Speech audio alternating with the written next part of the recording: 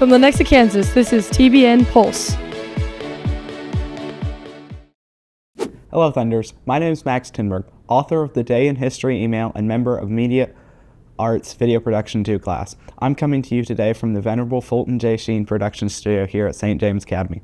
Welcome to Season 2, Episode 3 of TBN Pulse. In this episode, we continue to look back at video productions from our spring semester of last year.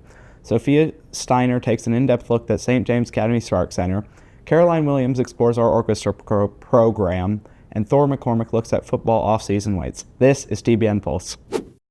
The Spark Center kind of came about as part of our strategic planning process that started in 2020 and kind of finished in 2021. And part of what we identified was there was just a need for more support for students academically. So we had gone and visited some other schools and seen similar things at various schools in the area, and came up with the Spark Center as, you know, a place for kids to not just get academic help, but also some academic enrichment and kind of create some culture around academics at St. James the same way we've created culture around community and faith. One of the things that's super important for me as a principal is everything we do is supposed to be about our mission, you know, passing on the Catholic faith to the next generation. That faith means we're part of a community, and it means that God has a plan for our life. And so academics are a part of that. And so when we go about our academics, it shouldn't just be kind of this cutthroat competition to see who can get ahead, but it should be done as a community and working with each other. And that means those who are having more success can lend a hand to those who are struggling, and vice versa. And we're not just doing it on our own, but together. So that's, I think, part of where it comes from. We take some data at the end of every year on you know, how many students have used it, and how, you know, what was their experience like and things like that. So we do a little survey at the end of each year. And so at the end of last year, over 2/3 of the student body had used the Spark Center at some point. And I think we'll be even higher this year. I think we're going to be over 3/4 if I'm not mistaken. So definitely we have kind of helped to normalize coming together to work on schoolwork and ask for help and give help and all of those things. And yeah, I think taking some of the high pressure atmosphere out of some of those academic things that are tough for kids. The Spark Center is created for us students to learn, help educate, and build relationships with others to improve our person for the better good. I got to actually see just how smart a lot of our kids are, and things they'd ask me for help with that I couldn't help them with. And so, yeah, you just got to see kids' gifts really shine in a lot of ways. That was really fun. Thanks to Sophia Steiner for that segment, and thanks to all teachers and students who work in the Spark Center. Now, let's take a look with Caroline Williams at St. James Academy Orchestra. The orchestra group at St. James is full of amazing talent, including Georgia Caesar, the freshman violinist. I started playing around the age of 4 years old, and my mom kind of just chose for me to start. It was going to be a fun thing for me to do, be different and make music, because that's what she grew up with, and so she wanted to continue that onto me and my sister. My teacher and mom are my main encouragers to help me get better and keep practicing. Georgia spends many hours practicing outside of school with many different organizations. Perform in the Kansas City Youth Symphony, and I study at the Kansas City Suzuki Academy, where I'm in orchestra, chamber groups, and private lessons.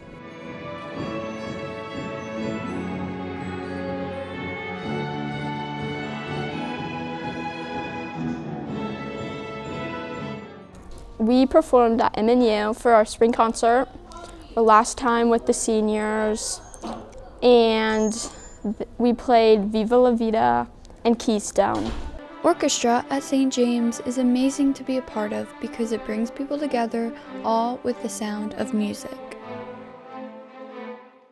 This year, we had the opportunity to go to regional festival, and if you got a 1 there, you got to move on to state, and I got a 1 at both regional and state, so I was a super fun experience and accomplishment for me.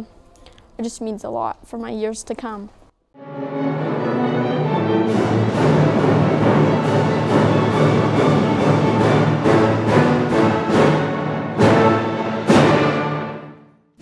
Tremendous footage of our amazing orchestra. Thanks, Caroline.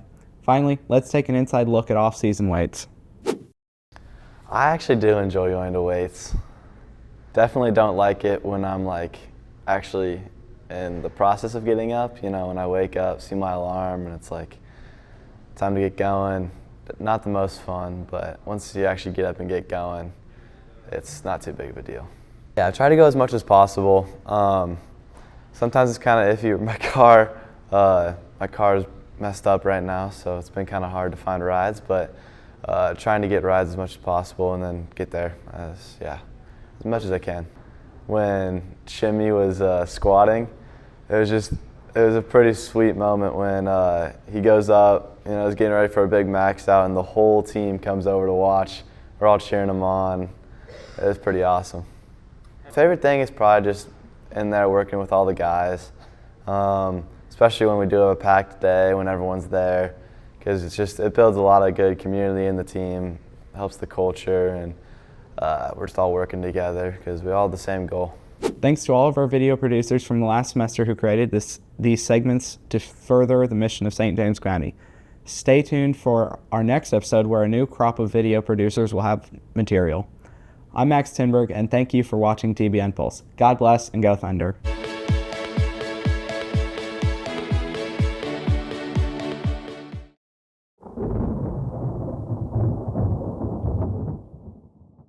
So our current drumline, they perform at all of our events, home football games, volleyball slams, all of our school assemblies. We use them for all of our state send-offs.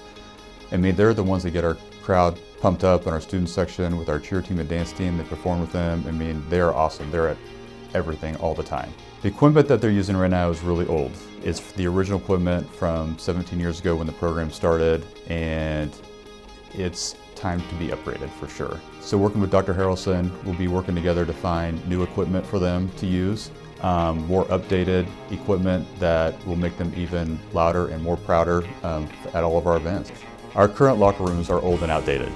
They are the original ones from 20 years ago. We have over 700 student athletes that use those locker rooms every single day. We are a host school too, so when we host games, we're putting other schools' student athletes in those locker rooms as well. And we want that to be we want to be hospitable to them as well. The new locker rooms are going to have updated flooring in them, new and updated lighting, new paint, and those are just a few of the ideas that we have planned for our new locker rooms. Thank you so much for considering supporting this year's Fun Division here at St. James. God bless and go Thunder.